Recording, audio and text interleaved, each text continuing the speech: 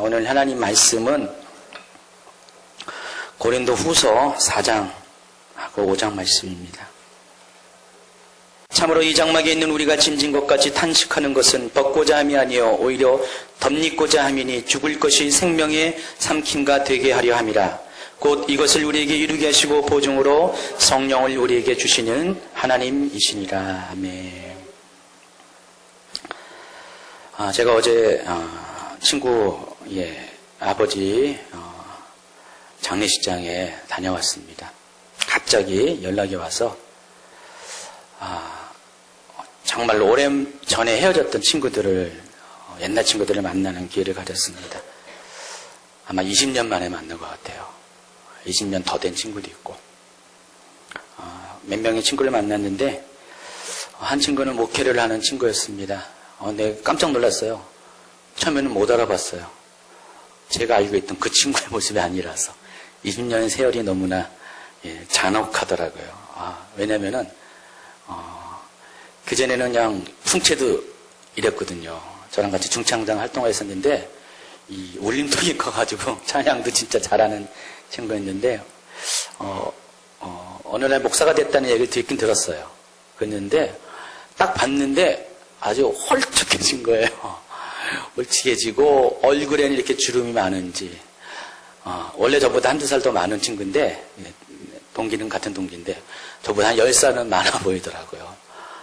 그거 보면서 마음이 짠하더라고요. 그 친구가 먼저 가고 남아있는 친구가 얘기하더라고요. 벌써 목회한 지 10년이 됐는데 아직도 자립이 안 돼서 직장에 다니면서 이렇게 목회를 하고 있고 또 게다가 병까지 얻어가지고 이렇게 고생을 하고 있다고. 마음이 짱하더라고요. 또 어제 오기로 했는데 못 오던 친구는 그 친구는 못 온 이유가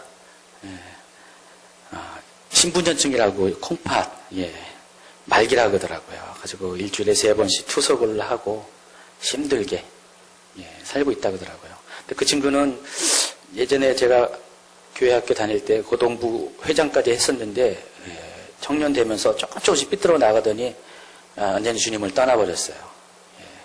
그냥 노동운동, 학생운동 이런 운동에 열심히 참여하는 친구입니다. 지금도 무슨 정당에 관계되고 있어요.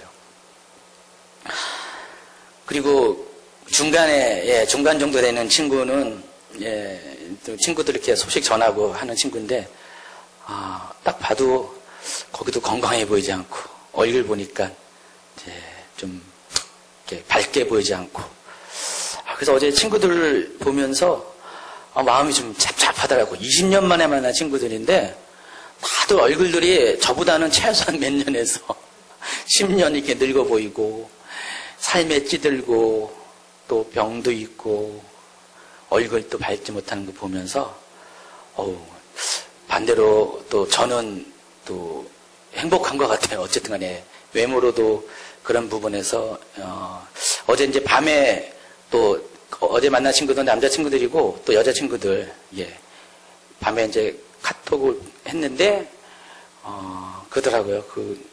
집사님인데 그래도 김 목사님 부부는 하나도 안 변한 것 같다고 너무나 감사하다고 하면서 그 친구들과 저를 비교하면서 마음이 굉장히 힘들었어요.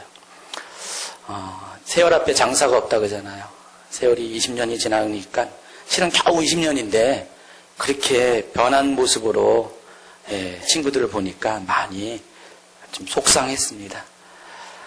또 어제 밤에는 밤늦게 또 다른 친구하고 전화를 통화했어요. 어제 친구의 만남을 통해서 전화번호를 알게 돼가지고 했는데 이 친구는 저랑 정말 둘도 없는 친구였어요. 둘도 없는 친구였는데 살아가면서 굉장히 많은 불행을 겪었어요. 신학교도 다녔었어요. 이 친구가 다녔었는데 결혼을 하고 장사를 했어요. 신학교 중간에 간두고 장사를 했는데 이 친구가 사업에 계속해서 어려워지니까 경제적으로 어려워지니까 술을 많이 먹기 시작했는데 와이프도 같이 술을 먹기 시작했어요. 와이프도 원래 안 믿는 사람을 만났어요. 그러더니 제가 한 5년 이상을 거의 소식이 끊어진 채로 살았는데 어느 날 갑자기 전화가 왔어요. 무슨 일이냐면은 이 친구 와이프가 경제적인 스트레스가 심하고 그러다 술을 계속 입에 대다 보니까 두 부부가 동시에 알코올 중독자가 된 거예요. 그래서 주변의 친구들이 이 두 부부를 7번이나 알코올 센터에 집어넣고 돌봐주고 막 그랬는데도 결국은 헤어나지 못해가지고 이 친구가 계속해서 알코올로 의진해서 살고 있는데 아마 와이프가 그 삶이 너무 힘든가 봐요. 그래서 어느 날 이 친구 먹는 고혈압약을 한 달치를 모아가지고 한 번에 먹고 생을 마감했습니다. 그래서 그 소식을 듣고 제가 병원에 갔는데 한 5, 6년 만에 만났는데 와이프는 죽어있는데 여전히 술 취해 있는 거예요. 술이 만취가 돼 있어가지고 한 달 동안을 밥을 한 번도 안 먹고 밥 한 숟갈도 안 먹고 술로만 매일 소주 7병, 8병씩 먹고 그렇게 살고 있었어요. 그냥 얼굴이 완전히 빼짝 말라가지고 그래서 제가 그 친구를 부둥켜 안고 얼마나 울었는지 지금도 눈물이 나오려고 그래요. 많이 울었어요. 근데 주변의 사람들은 어떻게 도와줄 수가 없더라고요. 어머니도 권사님인데 저만 붙잡아요. 제가 이제 목회자가 된 건 아니까 목사님 우리 아들 좀 살려달라고. 가장 절친한 친구였거든요. 너무 착한 친구였는데 그래가지고 그때 때마침 제가 어느 사역단체 스텝으로 일한 때였는데 이 친구를 어머니랑 불러가지고 서울로 이제 컨퍼런스가 있을 때 불러가지고 제가 며칠 동안을 제가 좀 권한이 있었어요. 그 집회를 운영하는 책임자였어요. 실무 책임자였어요. 그래서 목사님들 많이 알잖아요. 가지고 아는 목사님들한테 특별히 부탁해가지고 치유 사역하시는 목사님, 축기 사역하시는 목사님, 뭐 여러 가지 목사님을 다 부탁해가지고 이 친구한테 특별히 기도를 계속 부탁을 했어요. 한 10명 정도한테 부탁했는데 데리고 다니면서 목사님 제 친구인데 기도 좀 해주세요 하면서. 근데 신기하게도 하나님이 그날 저녁부터 밥을 먹게 하더라고요. 그러니까 밥이 안 들어갔기 때문에 못 먹는데 밥을 먹고 술을 끊기 시작했어요. 그래서 한 달 동안은 제가 이 친구를 돌봤어요. 막 돌보면서 데리고 다녀가지고 많이 회복이 됐습니다. 그리고 나서 또 소식이 끊겼어요. 끊겼고 작년까지 계속해서 제가 이 친구를 만나기 위해서 주변 친구들을 수소문해가지고 연락처도 알라 그랬는데 심지어 자기 친동생도 연락처를 몰라요. 그래가지고 만나기 힘들었는데 어제 통화를 했어요. 근데 감사한 것은 친구가 제 전화를 받으면서 너무 좋아하더라고요. 그러면서 1년 전에 완전히 술을 끊었다고 하더라고요. 술을 끊고 이제는 술 한 방도 일이 안 되고 거의 10년 가까이 일도 못하고 원래 간판 일을 했었는데 했던 친구가 이제 다시 일도 시작하고 아들이 벌써 이제 군대까지 가서 이제 제대할 나이가 됐는데 좀 일찍 결혼했거든요. 근데 그냥 가정도 그 이유로 전부 다 풀이 터져가지고 애들도 어머니가 키우고 동생도 이제 안 보고 뭐 홀로 그냥 외톨이가 돼가지고 막 이렇게 살다가 이제 뭐 자리 잡고 교회도 다시 나가고 그런다고 얘기하더라고요. 그러면서 제가 전화하니까 저보고 전화해서 너무 힘이 된다고 그렇게 얘기하더라고요. 어제 그 일을 겪으면서 솔직히 설교를 준비하려고 했는데 마음이 많이 안 잡히더라고요. 가지고 12시 넘어서까지 통화를 하면서 그렇게 하면서 지나온 세월들을 한번 생각을 하게 되더라고요. 그러면서 참 인생이란 게 별거 아니구나, 대단한 게 아니구나. 우리가 아무리 날고 긴다 할지라도 우리가 선것 같이 보여도 언젠가는 또 쓰러지고 우리가 강해 보여도 우리 안에는 늘 약함이 있고 우리가 늘 채워지는 것 같아도 언젠가는 부족함이 있다는 것들을 다시 한번 새삼스럽게 느낍니다. 그러면서 우리의 육체도 우리의 삶의 모든 것도 다 시간이 지나면 낡아진다는 것들을 새롭게 확인하는 시간이 되었습니다. 육체는 결국 세잔해지는 것이에요. 우리의 가진 모든 것들은 우리가 있어 보여도 언젠가는 다 빼앗기는 것이고, 우리가 쌓아오는 명성도 언젠가는 무너지는 것이 바로 우리의 모습이라는 것입니다. 왜냐하면은 이 모든 것은 육체에 속한 것이기 때문에 그래요.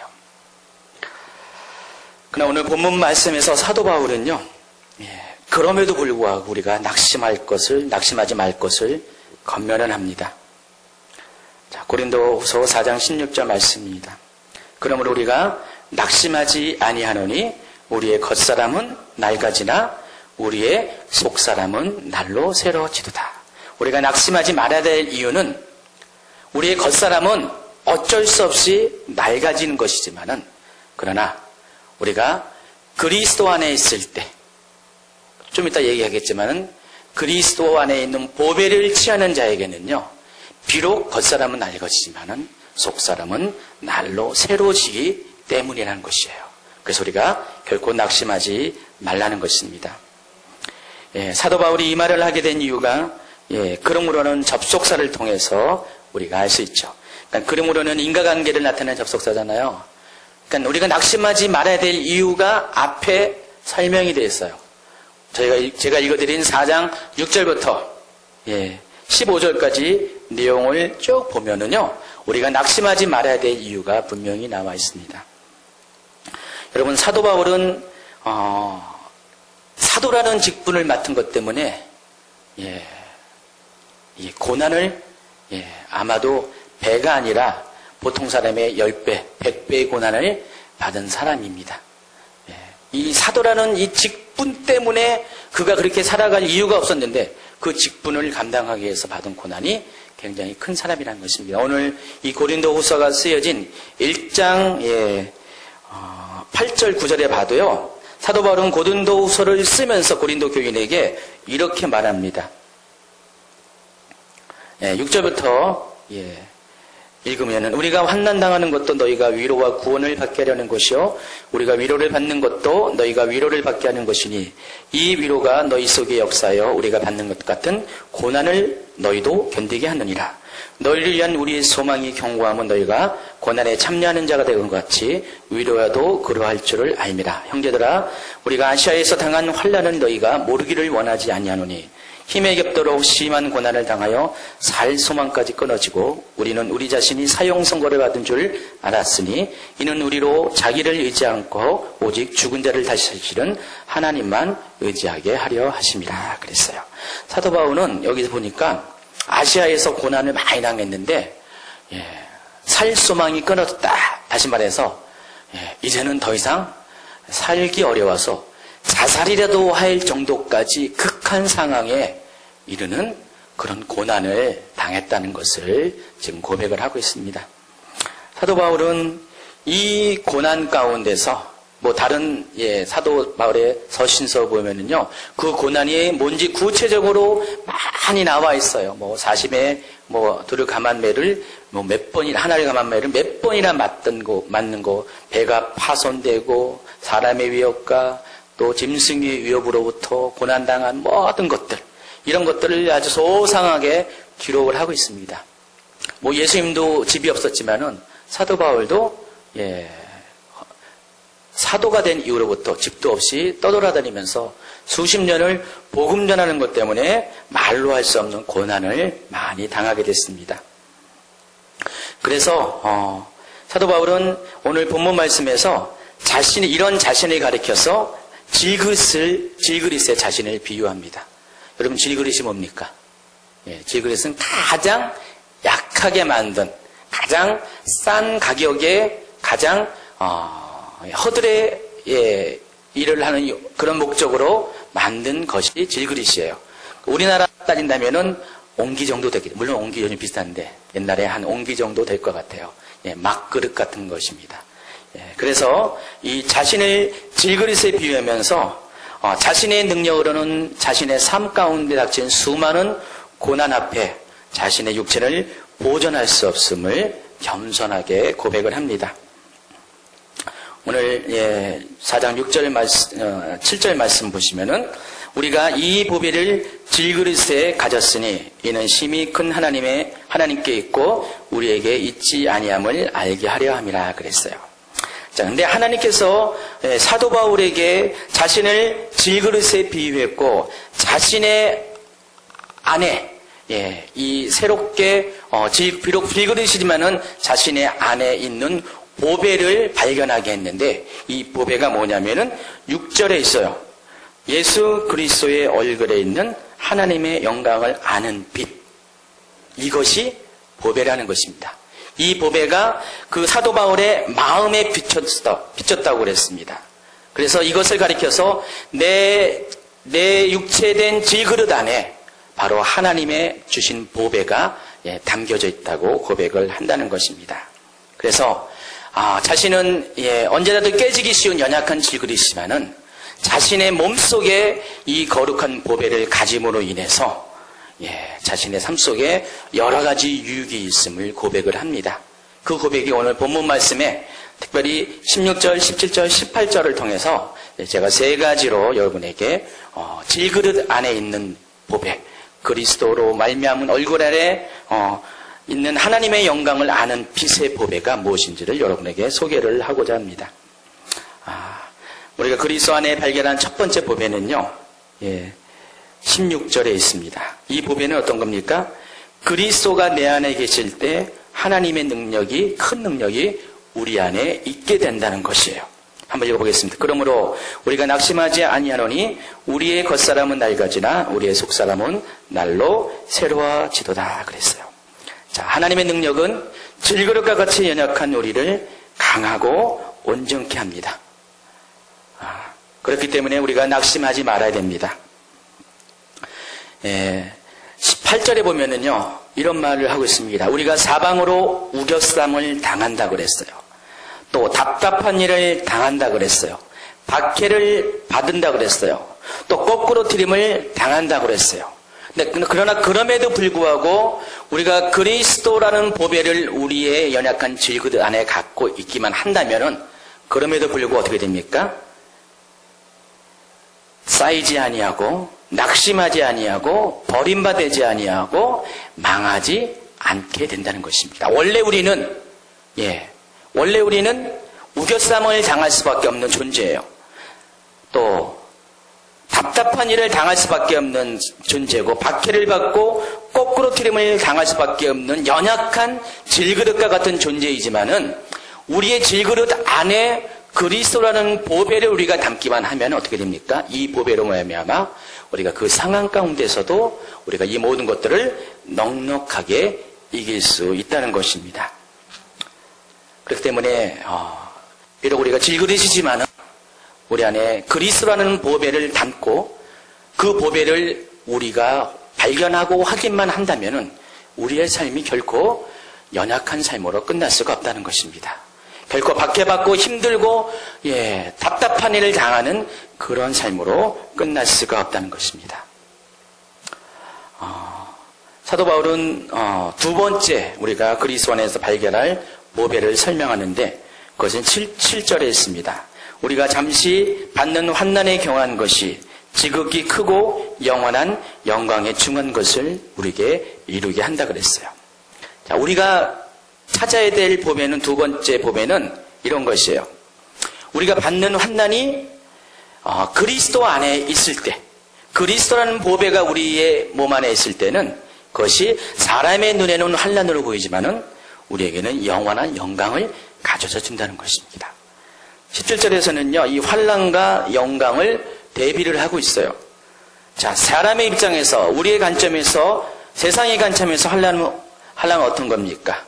감당할 수 없는 것이고, 이것은 끝도 모르는 그런 고난의 시작과 마지막입니다. 그런데 예수님이라는 보배가 우리 안에 있을 때 우리는 비로소 이 환난에 대해서 어떻게 생각을 하냐?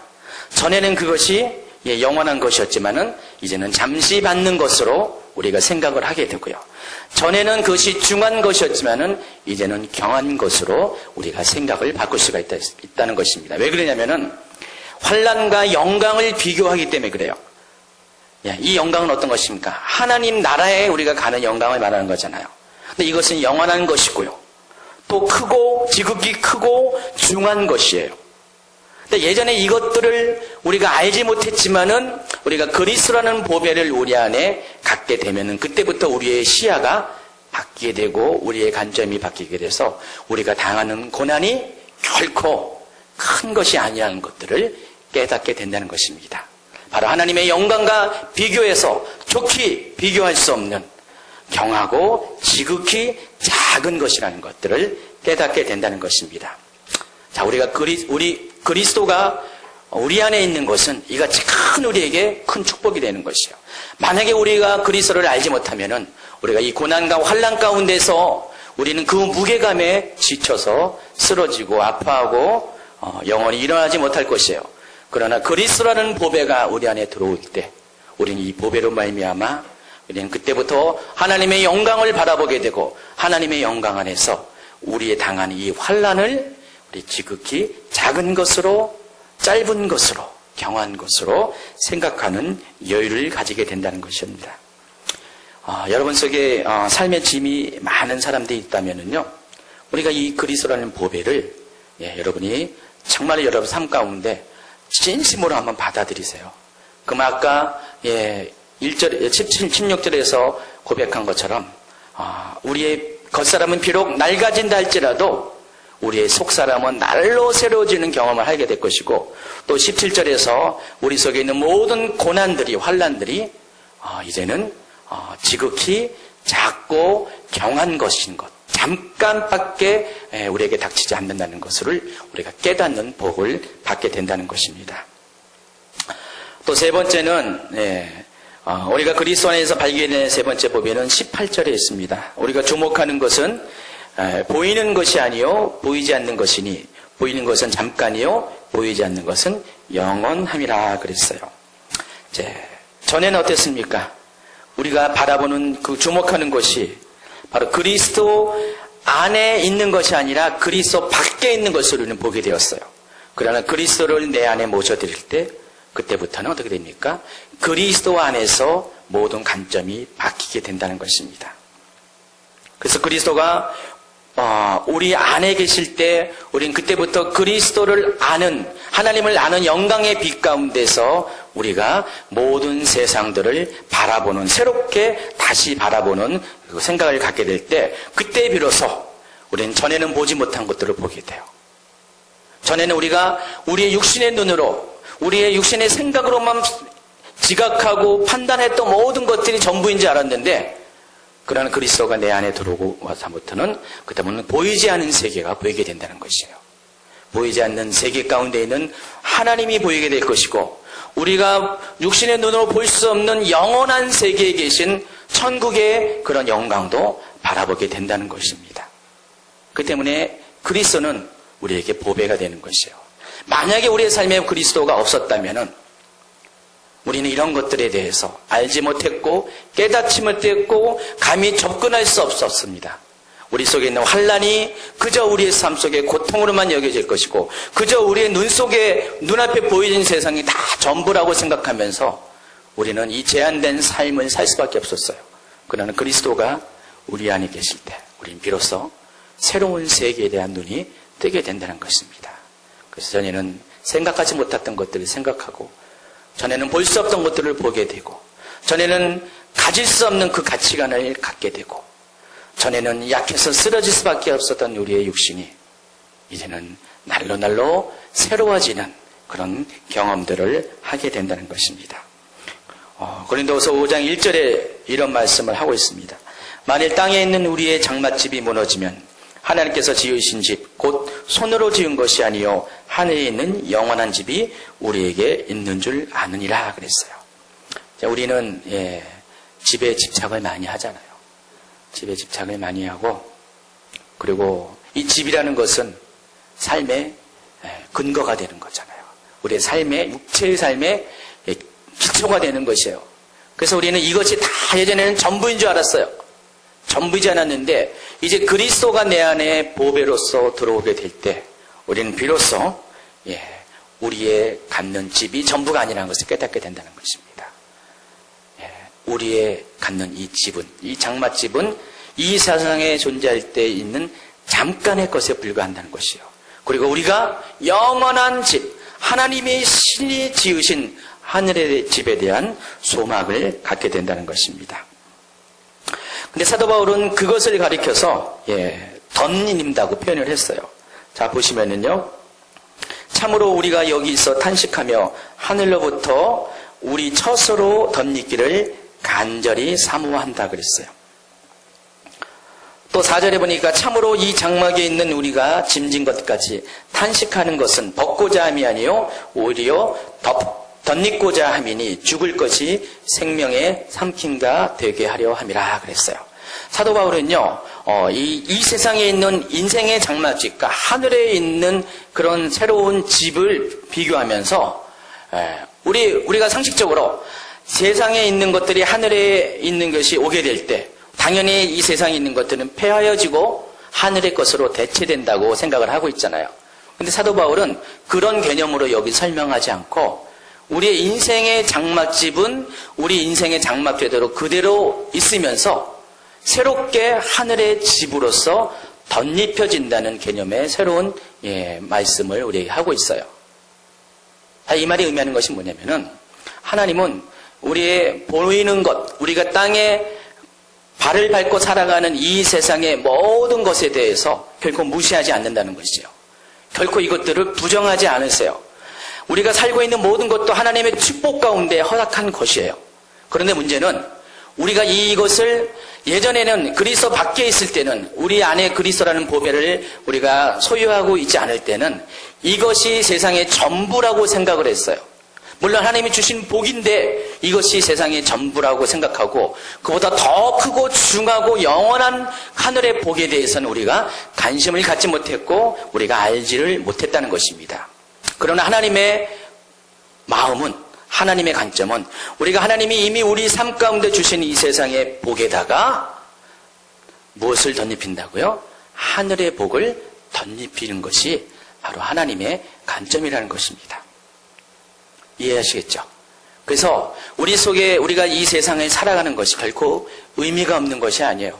우리가 이 세상에 발을 딛고 사는 것도 하나님의 뜻 가운데 있는 것이고 하나님의 섭리 가운데 있는 것이고 또 하나님은 이것을 통하여 우리를 축복하시고 영광을 받기를 원하신다는 것입니다. 그러나 그것으로 그쳐서는 안 되는 것이에요. 우리가 그 이상 새로운 관점에서 그리스도라는 보배를 가진 이후로부터는 이제는 하늘의 소망을 그 위에 덧입힘으로 인하여 이제는 불완전한 것에서 완전한 것으로, 부족한 것에서 채워지는 것으로, 약한 것에서 강한 것으로 우리가 변화를 받아야 된다는 것입니다. 우리가 지금 힘들고 어렵고 고난당하고 약하고 가난하고 우리가 여러 가지 핍박 가운데 있는 이유는 다른 것이 아닙니다. 바로 하늘의 것을 우리가 소망하지 못했고 하늘의 능력을 우리의 삶 가운데 덧입히는 것을 행하지 못했기 때문에 그래요. 실은요, 아까 제가 소개한 내 친구들은 다 고등학교 때부터 만나서 청년 시절을 함께 신앙 생활을 했던 친구들이에요. 세상 사람들이 아니었어요. 다 친구들인데 그 친구들이 힘들고 어려운 모습으로 제 앞에 나타나는 이유는요, 다른 것이 아닙니다. 바로 이 그리스도라는 이 보배를 어느 틈인가 그 친구들이 놓쳐버렸기 때문에 그래요. 그래서 자신이 사는 삶의 그런 영역 가운데 그 세계 안에 모든 것이 다 있다고 그 제한된 생각을 하였기 때문에 그래요. 어제 한 친구랑 한 2시간 동안 남아서 이야기를 했는데 여러 가지 얘기해요. 그 교회가, 그 친구가 아직도 그 교회에 남아있어요. 인천에 있는 아주 대형 교회인데 그 교회에 남아있는데 그때 제 친구들이 한 50명 또래가 그랬어요.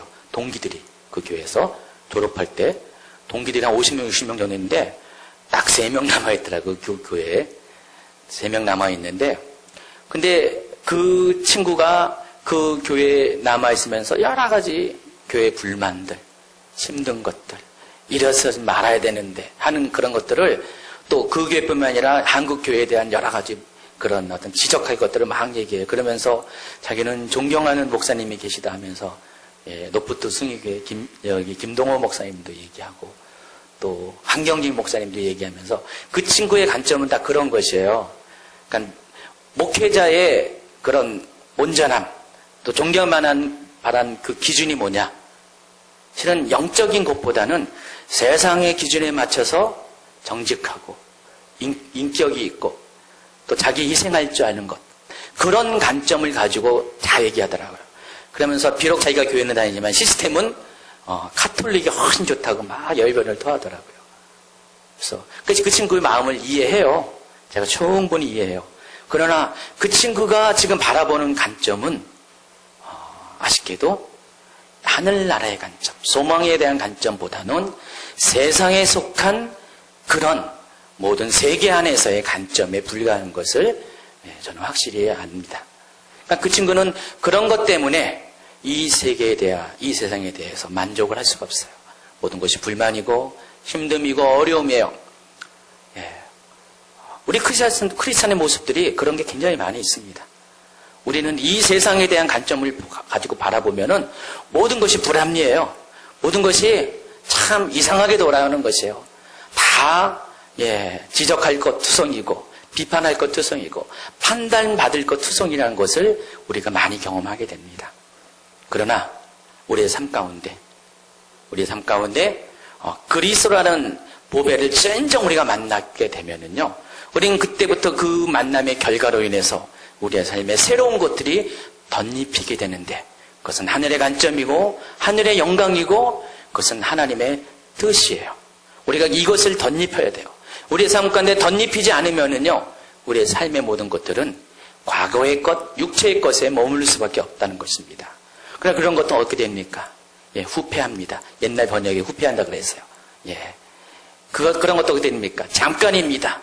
그런 것들은 어떻게 됩니까? 우리를 힘들게 하는 그런 것입니다. 그러나 우리가 예수 그리스도의 진리의 빛 안에, 그리스도 안에는 생명 안에 있으면은 우리의 눈이 그때부터 하나님의 관점으로 덧입히게 돼서 새롭게 바뀌게 되는 것을 경험합니다. 그때부터는 우리가 받는 고난이 과거에는 크게 느껴졌지만은 이제는 작은 것으로 느껴지고, 과거에는 그것이 이유 없는 끝없는 낙심이었지만은 이제는 새롭게 이것을 통해서 내가 천국을 소망할 수 있다는 새로운 희망으로 바뀌게 된다는 것을 우리가 알게 됩니다.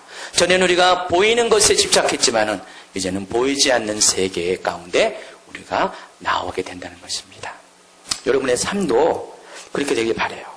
여러분의 삶에도 이제는 예전에 속했던, 과거에 속했던 그런 것에 우리가 집착하는 삶을 우리가 벗어버려야 돼요. 이제 새롭게 그리스도로 여러분의 옷 입는 그런 삶을 살기 바랍니다. 그런데 제가 이것으로 마지막 마치는 것이 아니라 오늘 본문에 보니까 우리가 이렇게 덧입히고 또 그리스도로 새롭게 되어지는 것에 대해서 5절은 바로 하나님께서 이것을 하게 하시고 또한 성령으로 보증하신다고 설명을 하고 있습니다. 곧 이것을 우리에게 이루게 하시고 보증으로 성령을 우리에게 주신 이는 하나님이라고 했어요. 고린도후서 1장 22절에 보면은요, 비슷한 이야기가 나와 있습니다. 한번 1장 22절에 보세요. 1절, 2절. 우리를 너희와 함께 그리스도 안에서 굳건하게 하시고 우리에게 기름을 부으신 이는 하나님이시니 또한 그가 또한 우리에게 인치시고 보증으로 우리 마음에 성령을 주셨느니라 그랬어요. 자, 하나님은 어떻게 합니까? 먼저 그리스도를 보내어서 우리로 하여금 이제는 하나님의 관점으로 우리가 모든 세상을 바라볼 수 있도록 우리를 변화시키게 합니다. 그리고 그리스도 안에서 우리가 굳건하게 살 수 있도록 우리를 도우시게 합니다. 그리고 이 모든 것을 성령님을 통하여 인치셨다 그랬어요. 도장을 찍으셨다는 것입니다. 그리고 보증하셨다는 것입니다. 우리 마음 가운데. 그래서 하나님께서 우리 마음 가운데 성령을 통하여서 이제 우리 안에 그리스도라는 보배가 있다는 것들을 늘 느끼게 하시고 깨닫게 하시고 늘 그 은혜 안에서 있을 수 있도록 우리를 도와주신다는 것입니다. 그렇기 때문에 여러분 삶 가운데 첫째는 먼저 여러분이 다 출발할 겁니다. 그리스도라는 보배를 여러분 삶 가운데 취하는 그런 은혜를 여러분이 이미 다 경험했었을 것입니다. 두 번째로는 여러분 안에 이 모든 것을 인치시고 보증시키시는 바로 성령님을 통해서 여러분이 진짜 삶 가운데 내가 하나님의 보배를 가지고 있다는 것들을 역시 여러분이 확신하는 삶을 살길 바랍니다. 만약 여러분이 그렇게 살아간다면은 여러분 있는 지금 환난은 사도 바울의 고백처럼 아무것도 아니에요. 별거 아닙니다. 잠깐입니다. 비록 우리의 육신을 잠깐 힘들게 하고 우리의 삶을 어렵게 하지만은, 그러나 우리가 이 환난을 통해서 영원하신, 지극히 크고 영원하신 바로 영생케 하는 하나님의 영원한 생명을 우리가 취할 수 있다는 것들을 여러분이 깨닫게 된다는 것입니다. 그런 사람에게는 이 삶이 그렇게 크게 고되지 않아요. 힘들지 않아요. 저는 친구들에게, 제가 어제 작심을 했어요. 예전에는요, 제가 목회를 이 길을 가면서 과거의 친구들을 의도적으로 멀리 했거든요. 왜냐면 말이 잘 안 통하고요. 생각이 교류가 안 되니까. 그 신분증 아는 친구는요, 그 친구도 굉장히 절친한 친구였는데, 어느 날부터 말이 안 통하니까요, 점점 멀리 하더니, 보기가 싫어지더라고요. 그러더니 거의 20년 동안을 안 보고 지냈어요. 근데 얼마 전에 페이스북 때문에 연락이 왔어요.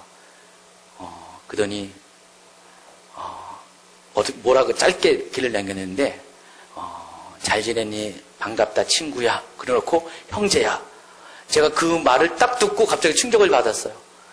가지고 마음속에 충격을 받고, 내가 뭐하고 살았는지를 후회를 하게 됐습니다.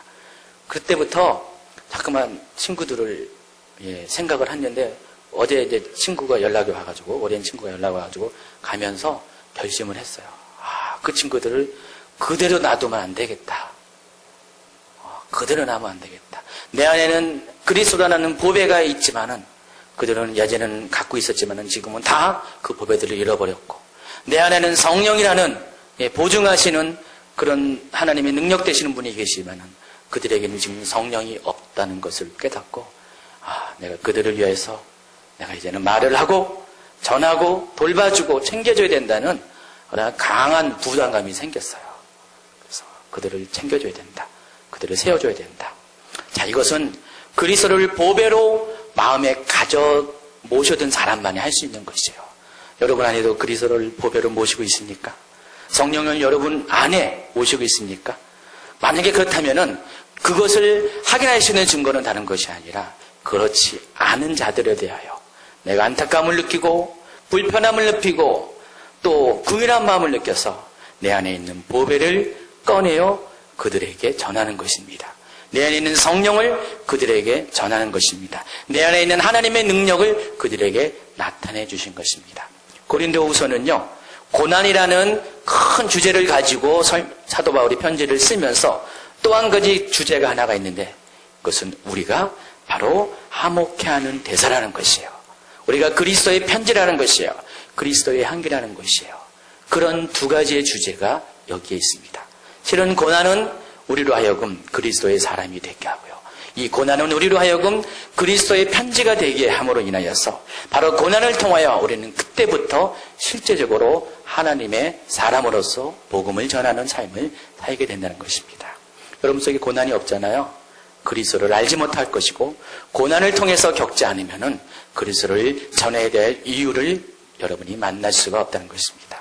제가 알기로는 여러분 다 지금 쉽고 어렵고 간에 다 여러 가지 고난 중에 있습니다. 힘든 가운데 있습니다. 어떤 사람은 재정적인 연단 가운데 있고, 어떤 사람은 또 삶의 어떤 개인적인 어떤 문제 때문에 아주 힘든 터널을 지나고 있습니다.